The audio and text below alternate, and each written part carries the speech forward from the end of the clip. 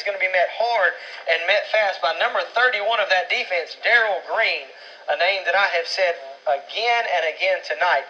Daryl Green making a huge tackle. Welcome to 24-Hour Sports. You are now here with Daryl Green. Don't forget to like, comment, and subscribe. And today's video idea comes from a great guy, a great channel, Joey672. I'm going to have his channel linked down in the description. But I just want to say a couple of things before I start the video. Joey Shakes is a great guy. I'm not even an Eagles fan. I'm a Steelers fan. But just watching how he goes in depth and the passion that he speaks about the Eagles, being an Eagles fan, just watching that channel, I love that channel, and I watch it every time he drops a video. So like I said, that link will be in the description. But my idea today comes from him. And he's not satisfied with defensive coordinator Jonathan Gannon. There is one word to describe the Eagles defense: passive. That I'm not saying the players are passive, but the scheme and the philosophy of that defense is passive. I can come up with 1,000,000 words to say different things and be specific, but at the end of the day, the wherewithal, the general basis of this defense is passive. We can see it, and some people can't see it, but I'm gonna make sure everybody can see it. Let's roll the tape. Okay, so my biggest problem is this defense is set up as to, if it's a run play, defensive linemen, they have to win their one-on-one matchup.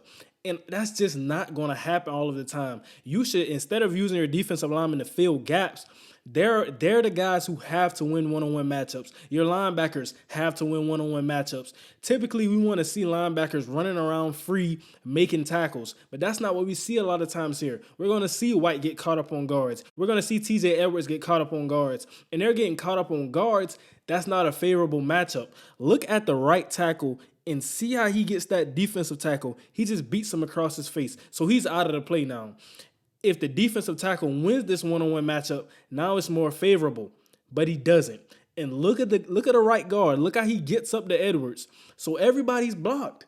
And it creates a gaping hole. And you just can't do that. You can't do that. And another thing too, they put safeties in the box. These guys haven't been as experienced as a prototypical linebacker when it comes to gap control, being able to feel, read, and react to the right gaps. So it's all over the place. It's honestly all over the place. And right here, my question is, you play all of these defensive backs nearly the whole game. You have 2 inside linebackers. You might have 4 on the line of scrimmage. You might have 5 on the line of scrimmage. But that's where your pressure is coming from.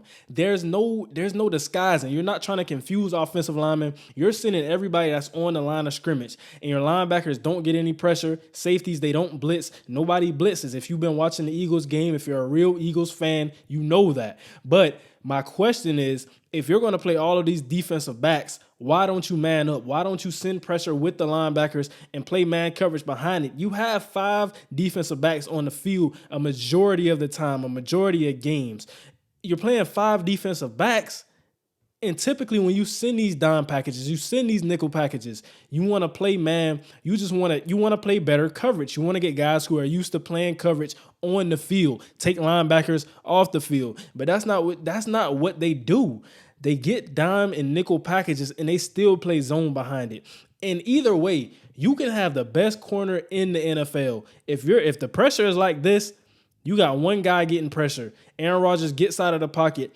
If you're going to get this and that's the best you got for pressure, guys can't cover that long. I don't care who you are. Nobody's covering. Okay, let's count. Count with me. 1, 2, 3, 4. Look at that. Look at the time to throw. He's just in the pocket. Nobody's getting pressure. Like I said, that one guy got pressure off the edge. But other than that, guys are just having to cover forever. And right here, this is how I know Jonathan Gannon is not holding guys accountable. I don't even know if I can blame this on the players or the coaches, because look at it. Look at the 2 linebackers. Are they doing a Chucky endorsement, best friends to the end? Hi, I'm Chucky. And I'm your friend to the end. Because they can literally hold hands right now. They can hold hands. They're so close to each other. That's not right. That's not right. I can tell you one thing. Linebackers being that close together is not right. It looks like they're trying to block for a punt formation. And look at the corners. Look at the corners. This is a 1st and 10 play. This is a 1st and 10 play. Guys are backed off.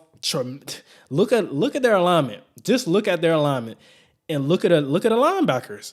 holding hands in the middle of the field. There's no spreading. And this is why I say, if you want to run the ball to the outside on the Eagles, you can. You can. All you have to do is win the edge. And that linebacker is so down far in the tackle box, all you can do is just run outside if you win that edge against the outside linebacker or the rush guy. That's all you have to do. But going back to the play, it's just an easy slant route. The only hope you have to stop the slant route is if your outside linebacker drops into the flat zone. That's the only hope you have. But he doesn't. He rushes. So look at the corner. Like I said, his alignment, it's a free slant route every